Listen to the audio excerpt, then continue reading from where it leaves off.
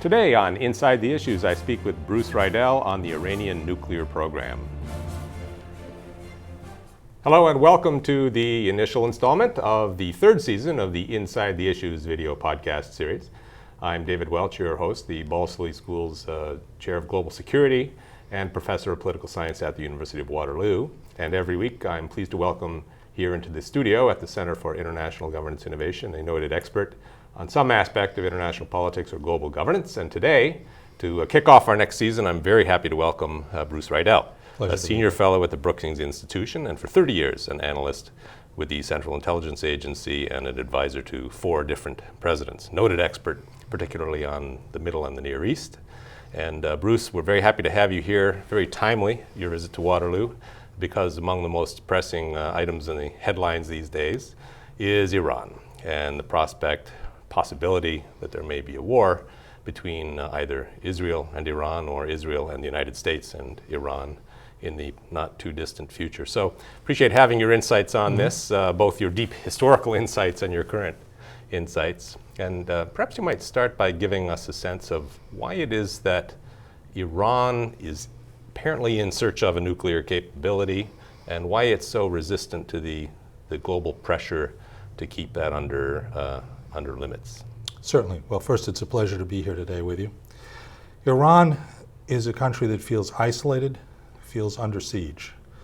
This is a country which has been the target now, it's an open secret, of cyber warfare. Iranian nuclear scientists are being assassinated on the streets of Iran. There is a covert war going on between Iran, the United States, and Israel. Iran is responding. Many would argue Iran started the covert war back in 1979 when it took American diplomats hostage. The Iranians see themselves living in a very dangerous part of the world. They are surrounded on all corners by countries which they believe are hostile and which many have nuclear weapons. Pakistan, India to the east, Russia to the north, Israel to the west, and America in the Persian Gulf to the south. Now, Iran has created many of these enemies, but the reality is even if it's your fault that you created enemies, you have them. And Iranian national security leaders, I think, increasingly feel that the only way Iran will ever be secure is if it has its own nuclear deterrent.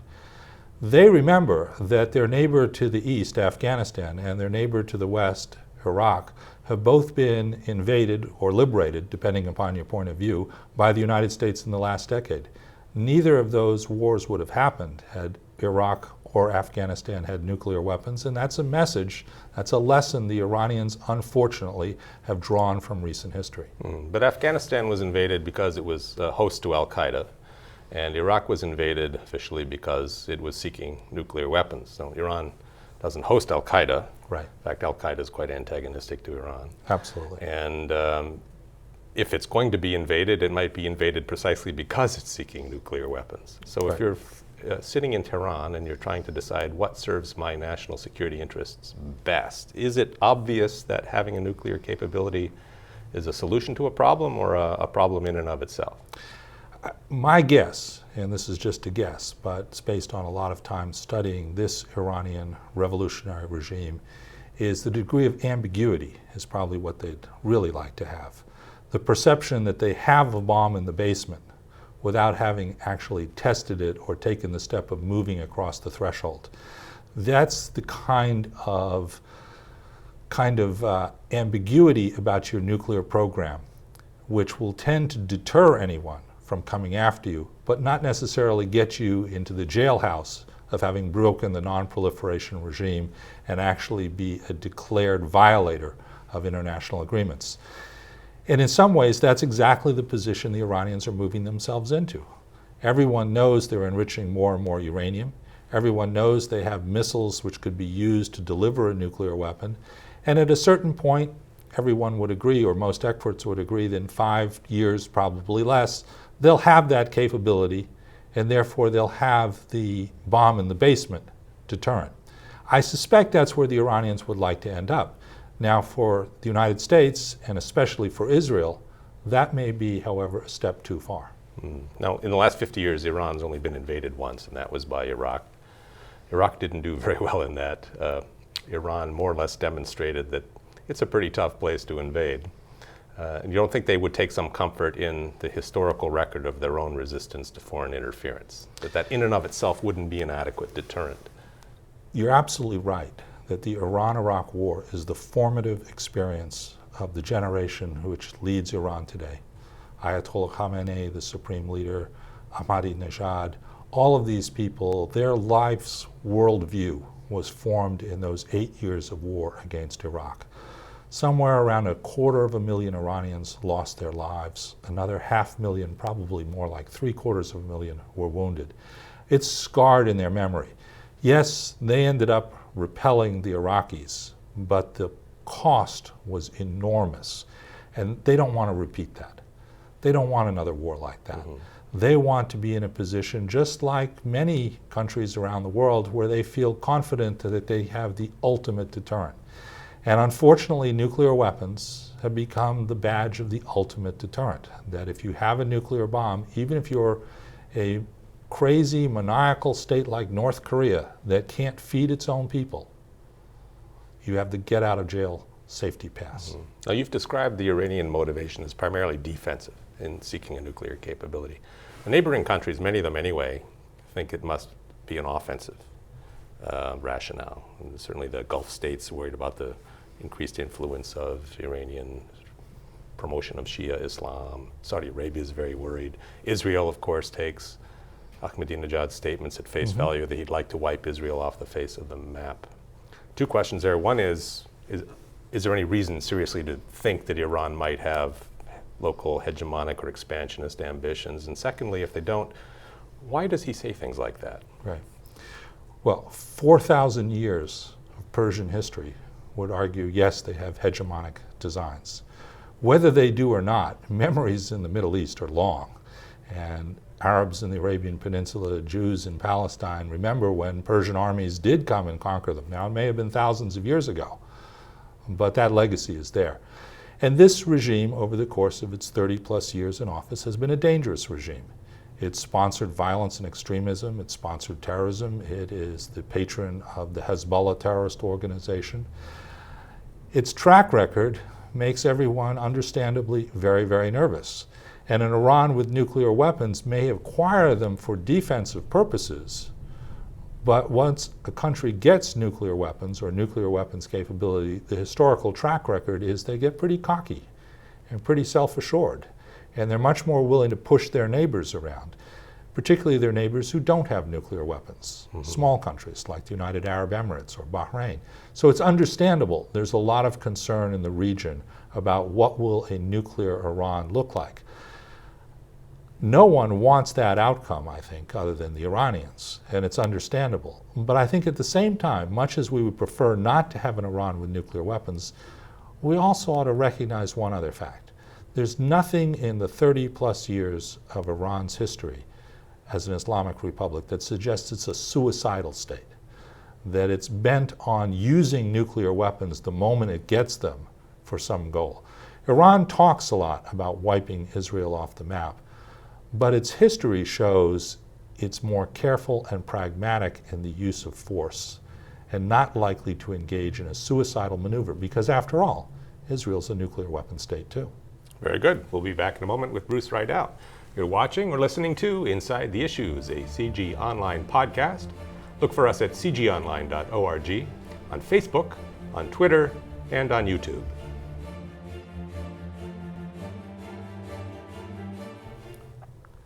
Welcome back. Israel, very worried about Iran and a nuclear weapon, and Prime Minister Benjamin Netanyahu is apparently an enthusiast for the option of attacking Iran to make sure that it doesn't get a nuclear weapon, preferably at all, but most people would say the best Israel could do is delay the weaponization of an Iranian capability. Several questions arise here. One is Bibi bluffing? Does he really want to attack Iran? And if so, why? And if not, why would he be bluffing?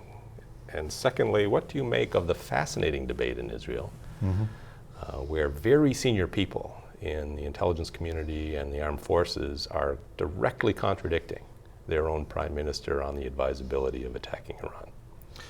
Well, first, Israel understandably feels threatened by Iran. The Iranian leadership says it wants to wipe Israel off the face of the earth. The Iranian leadership supports Hezbollah. Hezbollah today has in Lebanon, according to the Israelis, 70 to 80,000 missiles and rockets targeted on northern Israel. So there is a threat. It's understandable in that environment that Israelis are worried about where this situation is going and what an Iran with nuclear weapons would look like. Whether the Prime Minister is bluffing or not, he certainly staked out a pretty strong position. He has said publicly on more than one occasion that the analogy to the current situation is Europe in 1938 with the rise of Nazi Germany. Now, if you're an Israeli Prime Minister and you're saying that it's 1938 and we're facing an imminent threat and you're not going to do anything about it, you may be bluffing, but you've also boxed yourself into a corner. There's not a lot of room left for you to maneuver. And I think that's where this debate begins. I think senior Israeli intelligence, security, and military officials are looking at that and saying, Mr. Prime Minister, you're boxing us into a corner. The use of force is going to have enormous consequences. And most important of all, what's our plan for the day after the use of force? What do we do when the international consensus against Iran now fragments and a large part of the world says, Israel, you're the aggressor. You started this. What's your plan for that? I think it's healthy. I wish we had as vibrant a debate in the United States about Iran as we're seeing today in Israel about Iran. Mm-hmm. Now, we've talked earlier about some of the simulation exercises you've been involved with at Brookings and perhaps even elsewhere. One way people try to get their minds around what happens after question is they do a simulation game, in effect. Right. Basically seeing how people in roles will react to various moves and counter moves. Tell us a bit about what happens in these games. Whenever you have a simulation of, say, an Israeli attack on Iranian nuclear facilities, what happens? Is there any outcome which redounds to Israel's national interest or to the interest of the broader stability of the region? Well, in one of our exercises at the Brookings Institution, we gave Israel the perfect first strike. They lost nothing, and they totally took out all of the targets they wanted to. A fantasy first strike, if you like. The Iranian response was to fire missiles into Israel and to push Hezbollah into firing this huge arsenal of rockets and missiles into northern Israel. That had several impacts. First of all, oil prices spiked like crazy. Whether there was a risk of oil coming off the market or not, the psychological effect was enormous. Secondly, northern Israel basically becomes an area that has to be evacuated. And that means the Israeli economy comes to a halt. And the United States is dragged in. There's no way we can't be dragged in. From the Iranian standpoint, an Israeli strike on Iran is made in America. They're American-made F-16s, American-made F-15s, they're American-made munitions, they're flying with pilots trained in the United States. The Iranians are not going to see a whole lot of difference. So we get dragged in as well.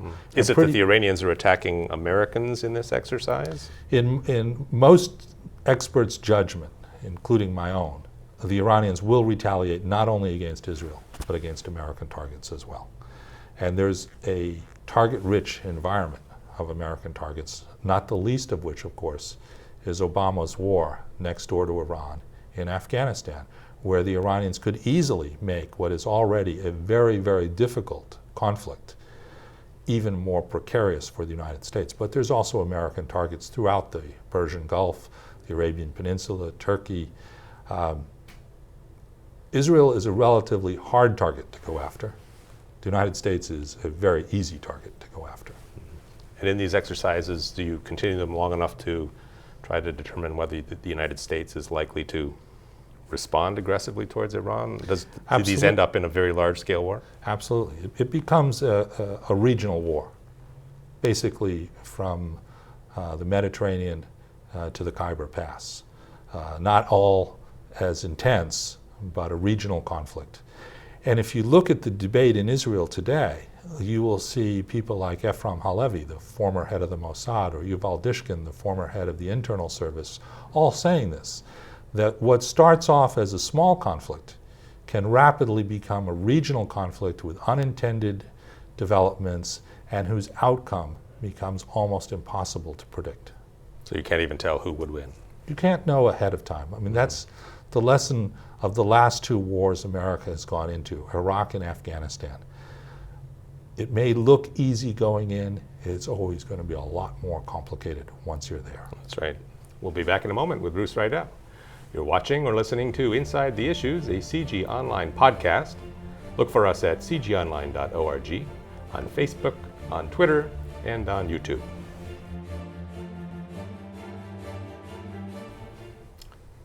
Welcome back.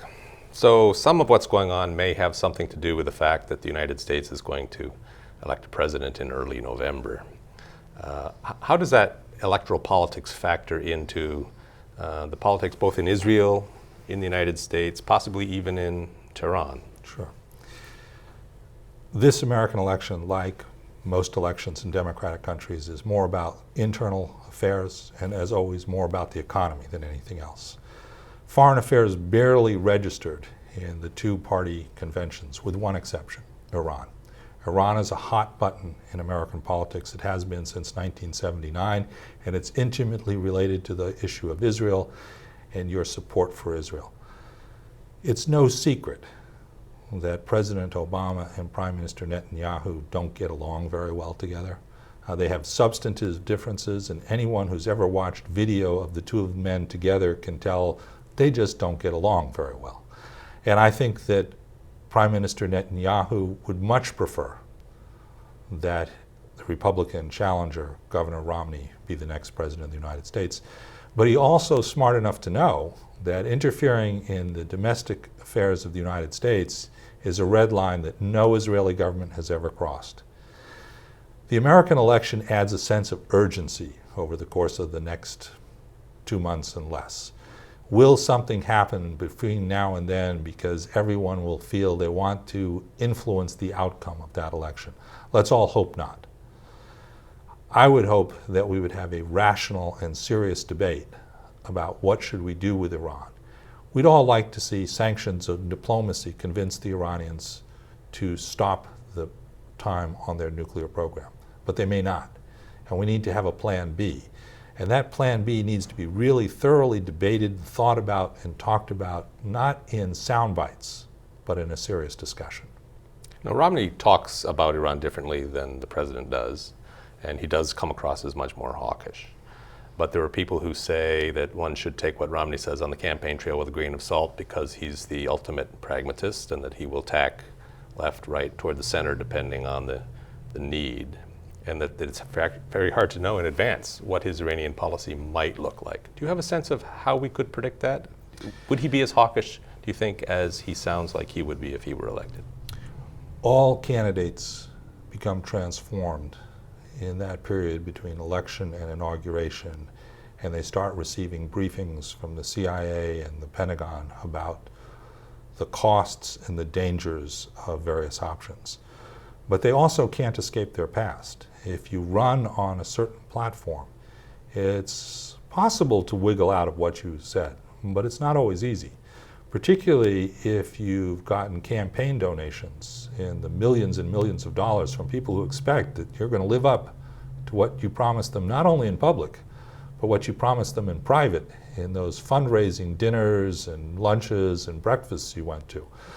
So I think that, yes, one shouldn't assume that Governor Romney is going to be on autopilot. I think he's a smart man. I think he will obviously have to adjust to hearing what's going on when he actually has the responsibility of power.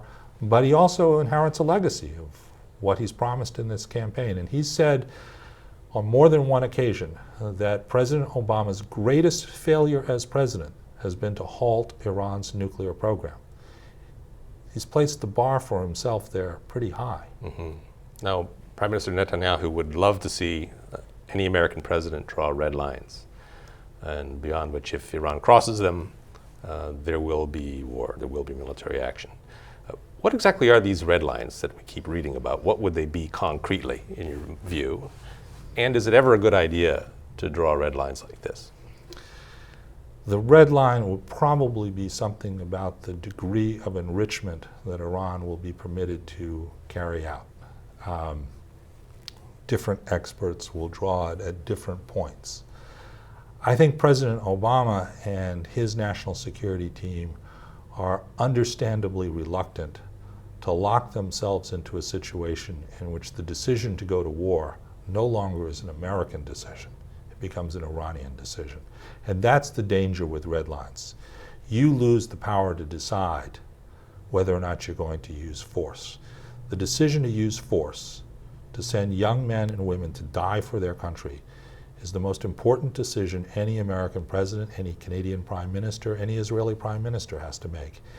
And you should keep that decision in your hands and not give it to the enemy to make. Now, you said in your excellent CG Signature Series lecture recently that you thought containment has been the de facto policy of Iran for a long time, and that it's worked fairly well, and that there's no reason to think containment couldn't work even if Iran did develop a nuclear capability. You also mentioned that that's a politically unpopular thing for any president to say, but is there any problem with containing even a nuclear Iran? You know, the United States has successfully used a containment and deterrence policy to keep Stalin's Russia, Mao's China, and many other bad actors from using nuclear weapons. It's a difficult and frustrating policy to pursue because by definition there's no light at the end of the tunnel. It can go on for a long, long time. There's nothing in the history of the Islamic Republic of Iran, however, that suggests that deterrence won't work. It may be a dangerous country. It may have very dangerous leaders, but they're not suicidal. When they fought the Iran-Iraq war, they were careful in how they escalated. When we fought them at the end of the Iran-Iraq war in an undeclared naval war, they were careful how far to go. Iran may send young men to carry out suicide terrorist operations, but there's nothing that suggests the Iranian leadership wants to destroy their whole country. So yes, I think deterrence and containment is an option we should seriously look at if sanctions and diplomacy don't succeed in keeping Iran from crossing the nuclear threshold. It's not the end of the world. It's not the apocalypse if Iran gets nuclear weapons. It's a bad thing, no doubt. It's a management issue. It's a bad management issue, but it is, again, a management issue. And we've experienced in how to manage this problem.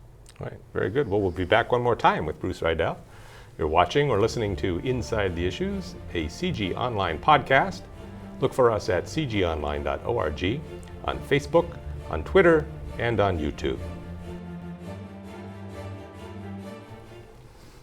Welcome back. So in our last segment, let's step back a bit and put all of this in the context of the wider Middle Eastern / North African / Near Eastern security environment, and particularly want to ask you about American policy and how it has responded to the dynamic events in the region recently, including not only what we used to call the Arab Spring and what people now increasingly like to call the Arab Awakening.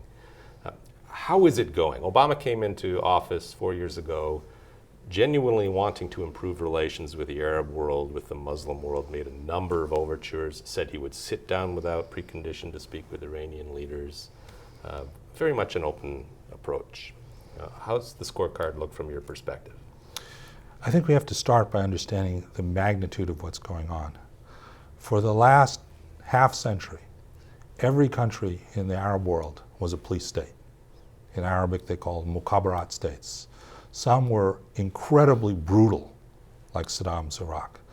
Others are a little less brutal, but they're still police states, like Jordan, like Bahrain. A year and a half ago, the police state structure of the Middle East began to crumble, and a revolution of expectations finally erupted. We're only in the first couple of years of this process, and if the French Revolution, the Russian Revolution, the American Revolution is any guide, we're only at the beginning of what's going to be a process that may take a decade or more to unfold. The United States was a partner with all of those police states, or at least many of them. We worked with many of them. We encouraged tight security procedures to go after terrorists like Al-Qaeda. Now we see all of this in transition. The challenge the United States and many of the rest of the world faces is that our hearts with the revolution. We want democracy, we want accountability, we want the rule of law. Our head is often, though, with the counter-revolution, with the House of Saud. After all, they're the world's gas station. We can't throw them under the bus that easily and not expect very serious complications.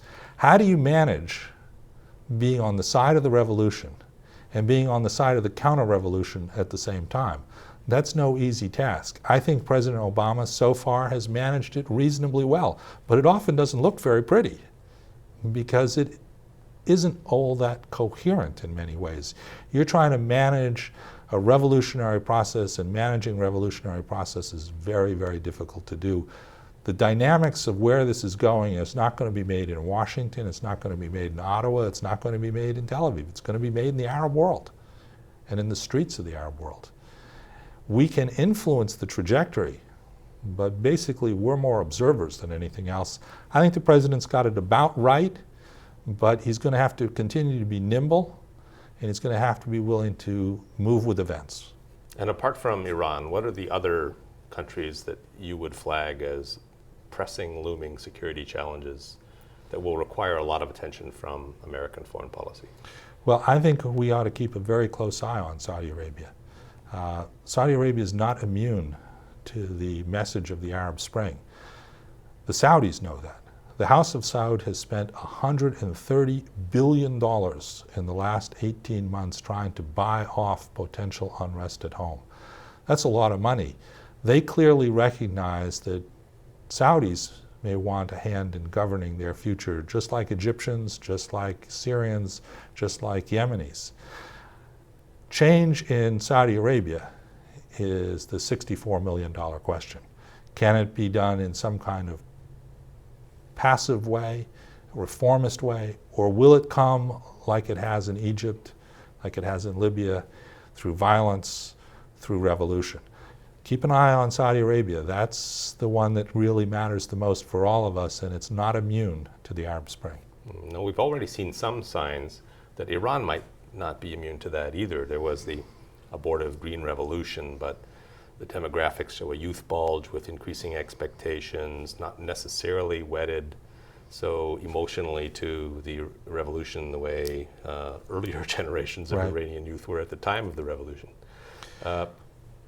One school of thought is that Iran will solve the Iranian problem for us if we're patient and we don't rock the boat, that eventually there will be a transition to a kinder, gentler kind of regime. Do you subscribe to that view? And if you do, how patient do we have to be? I do subscribe to it. In many ways, the Green movement can be seen as a harbinger of the Arab Spring. And while it was suppressed, and suppressed brutally, it is a reflection that there is a desire, a very significant desire in Iran for a different kind of future. Iranians want a government that's transparent, that lives up to the rule of law, that's accountable just like everyone else wants to. The history of containment, we now have a pretty good dossier on. Patience will work. Change will come from within if you can keep repressive governments holed up and not let them use the outside world as an excuse for their continued repression at home.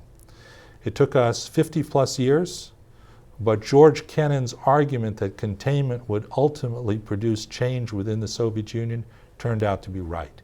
And I think it will turn out to be right in Iran again in the future. It may not be a complete change. We may see a change in which you get a gentler version of the Islamic Republic. President Khatami, for example, represented that movement. But I think it'll come in time. And a military strike by Israel and or the United States would likely delay that? I think it would delay that. It might set it back for a decade or more.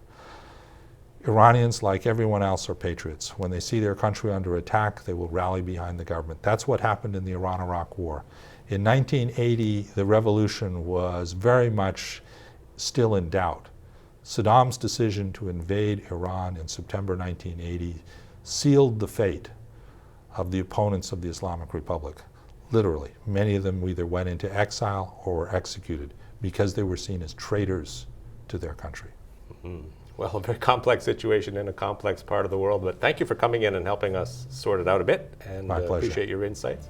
And for our audience, thank you for joining us. And please join us again next week for another episode of Inside the Issues, a CG Online podcast. And look for us at cgonline.org, on Facebook, on Twitter, and on YouTube.